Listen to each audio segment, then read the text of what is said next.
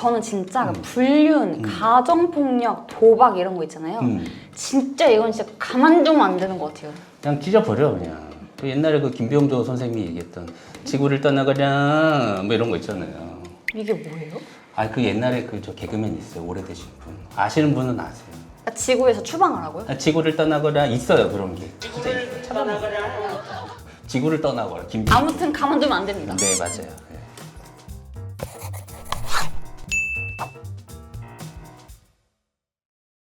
안녕하세요. 세무법인 엑스퍼트 김찬수 세무사입니다. 장마가 시작되는 요즘인데요. 요즘 TV 프로그램에서 아주 핫한 이혼 숙녀 캠프를 유튜브 세무 버전으로 이렇게 가져와서 이혼 세금 캠프로 한번 꾸며보도록 하겠습니다. 그래서 오늘 대한민국 최초, 어쩌면 세계 최초 이혼 전문 세무사이신 유아라 세무사님을 모셨습니다. 우와!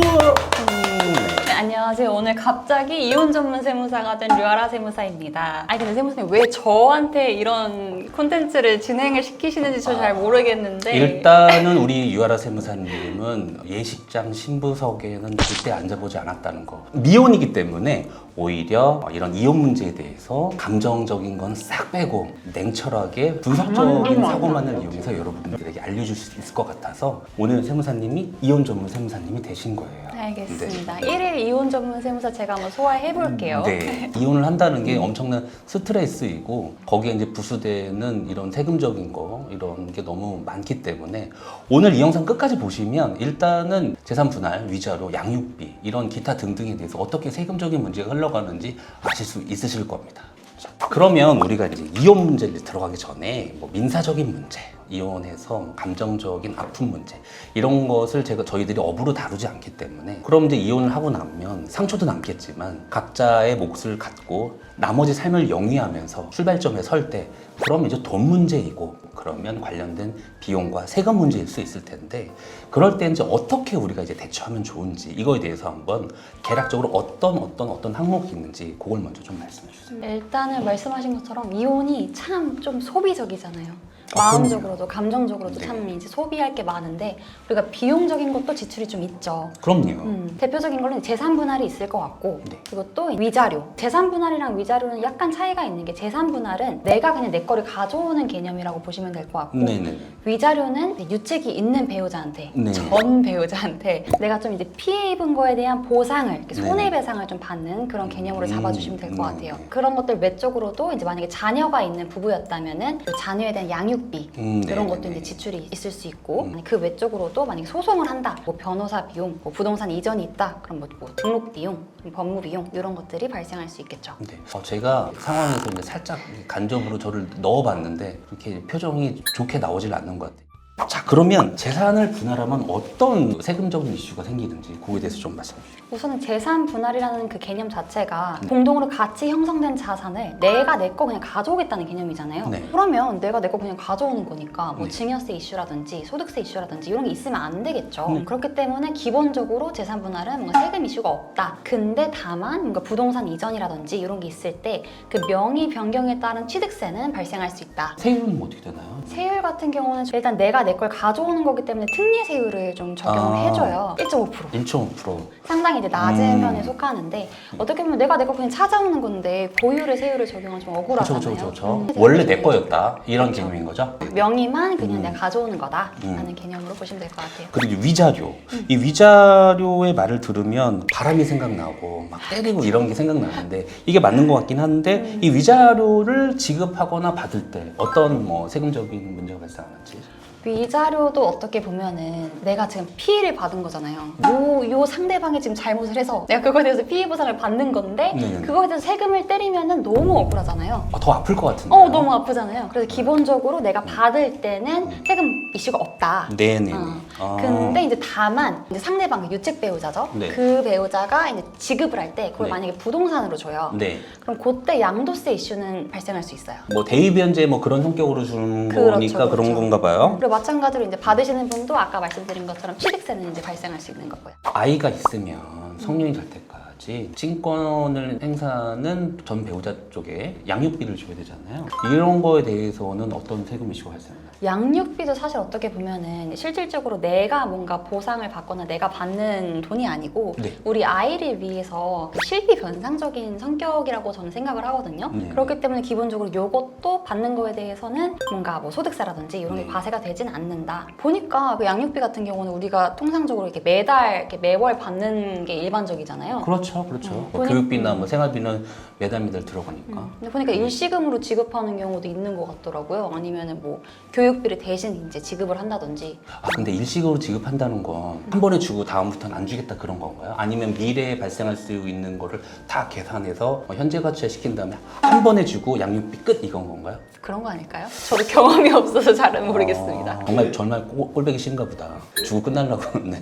예를 들어서 남편이 잘못했어요, 변호사님. 남편이랑 아내랑 이혼하면서 양육비를 이렇게 지급한다고 한 달에 200만 원씩 준다고 가정을 했을 때 그럼 그 남편은 직장인일 경우에 이 비용을 비용 처리할 수 있나요? 아, 또 이런 질문을 또 하시는데 아니, 사실 양육비 같은 경우는 제 사적 비용이잖아요. 네. 그렇기 때문에 뭔가 세금 공제라든지 소득 공제, 뭐 비용 처리 이런 것과는 무관해요.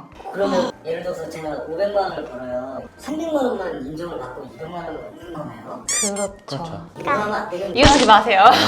네. 양육비 지급하실 생각하지 마시고 이혼 안 하시면 됩니다. 근데 세무사님 제가 주위에도 좀 이혼 사례를 경험한 게 없어가지고 궁금한 게 있는데 요즘 약간 위장 이혼해가지고 세금 줄이려는 그런 시도도 있다고 하더라고요. 그런 문의나 상담도 많죠. 그런 거 혹시 경험해 보신 적 있으신가요? 이혼이나 이런 문의가 많았던 데는 부동산이 한참 올라가던 폭등 시기에 다주택자의 2주택이면 20% 할증과세 30%면 중과를 했던 시점에 아내, 남편이 있으면 그렇게 이혼을 해서 1세대 1주택으로 만들어서 비과세를 받을 수 있지 않을까 뭐 이런 걸로 많이들 문의를 하셨었어요. 그 걸리면 어떻게 돼요? 아 걸리면 어떻게 되냐고요? 네. 일단은 서류상만 이혼하고 그런 분들은 결혼 생활을 계속 유지할 겁니다. 한 거주지에서. 그래서 되면은 비과세 당연히 추진되겠죠. 비과세 받았던 부분 그 말고 일반 과세로 아마 1세대 2주택으로 해서 일반 세율로 아마 할 거고 제가 볼 때는 세금을 그 정도로 부정한 방법으로 했다면 아마 가산세가 10% 20%가 아니라 부정한 방식으로 하면 가산세가 40%거든요. 의도성이 있습니다. 네. 왜냐하면 이건 조작을 해서 세금을 면탈하기 위한 거기 때문에 그거는 부정한 방법에 의한 40% 가산세가 부과될 겁니다. 위장 이혼 하시면 안 되겠네요. 네. 네. 내가 세금을 덜 내려고 이렇게 위장 이혼 같은 거 하거나 이렇게 되면은 추징이나 뭐 벌을 더 많이 받는 거예요. 그렇죠. 보통 가산세는 무신고, 과소신고 이런 게 있어요. 과소신고는 했는데 잘못한 거고 무신고는 안 한 거잖아요. 근데 이거는 부정한 방법으로 잘못한 신고잖아요. 국가를 속이기 위한 거란 말이에요. 괘씸하죠. 네, 엄청 괘씸하죠. 혼내고 싶잖아요. 넌 40%. 부정 가산세 40%. 그거는 아마 과세 공무원도 충분히 과세를 해도 억울하다. 아, 나는 몰랐다라고 해도 아마 소송 가서도 아마 질 겁니다. 위장 이혼으로 세대를 분리해서 비과세를 신청했다? 그거는 부정한 방법이기 때문에 조심하시는 게 좋습니다. 아, 이래서 또 이혼하면 안 되는 이유가 또 늘어났네요. 네, 행복한 가정. 네. 그리고 진정한 이혼이신 분들 있잖아요. 진정으로 내가 이혼을 했다. 그러면 그게 필수 서류는 아닌데 실무적으로는 그걸 하나 같이 제출하시면 좋은 게 우리 혼인증명서 보면 이혼하면 이혼했던 그런 날짜나 뭐 그런 게 나와요. 그래서 경험했던 것 중에는 이제 이혼을 하셨는데 비과세 신청을 하셨어요. 근데 어떻게 소득록분을 보셨는지 남편분이 주택이 있으셨기 때문에 비과세 신청이 아니다. 과세관청 공무원이 저한테 전화 왔기 때문에 제가 오전에 받고 한 4시까지 는 거의 지옥에 있다가 신고를 잘못했구나. 근데 이제 그 의뢰인에게 전화를 했죠. 누구누구님 이거 비과세가 아니라 남편분이 주택이 있으시잖아요. 벌어. 그 사람이랑 이혼한 지 지금 얼마 됐는데 그 인간 얘기도 하지 말라고. 남남인데. 네. 그렇기 때문에 과세관청에 대한 재산세과 공무원은 아마 그건 모르시는 것 같아요. 이혼 여부까지는 모르시는 것 같아요. 그래서 내가 이혼을 하고 위자료든 뭐 어떤 재산 분할로 내가 주택을 하나 소유했다. 1세대 1주택이다. 비과세 신청을 한다. 그럴 때는 혼인증명서를 이렇게 첨부 자료로 하나 제출해 주시면 세무서에서 연락 오면서 가슴 놀랄 일은 없다. 물론은 나중에 사후적으로 내면 비과세니까 뭐 받을 수 수 있는데 전화가 오면 깜짝깜짝 놀래잖아요. 기분이 안 세무서에 좋잖아요. 안 지금 좋죠. 이미 남남인데. 네. 그리고 요즘은 그 세무서에 연락 오면 이 그림으로 떠요. 무슨 세무서라고. 일반인들은 받기도 싫을 거예요. 저희들은 그냥 받지만. 그렇기 때문에 이혼하신 분들이 비과세 신청을 한다. 그러면 이혼 증명서 같은 거, 혼인 증명서를 제출해 주시면 좋을 것 같다. 이혼, 디볼스 해야 한다면 신중하게 미워도 다시 한번 그렇게 좀 해주시고요. 오늘 영상이 유익하셨다면 구독, 좋아요, 알림 전에 심도 있는 상담이 필요하다.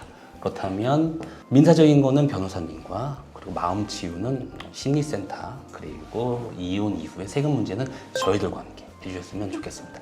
지금까지 세무법인 엑스퍼트의 김찬수 류아라 세무사였습니다. 감사합니다. 이혼은 웬만하면 안 하는 게 좋지. 결혼도 안 한 저한테 그런 말씀 하시는 거예요? 네. 그리고 이혼할 것 같으면 아예 하지 않는 게 좋아요. 결혼을? 네. 근데 그거는 결혼할 때 모르잖아요. 모르죠. 그거 알면은 아무도 결혼 안 하지. 난 했으니까 그냥 막 던지는 거예요. 난 이미 인생 숙제 하나 풀었으니까. 명심하겠습니다. 네. 인생 선배님. 네.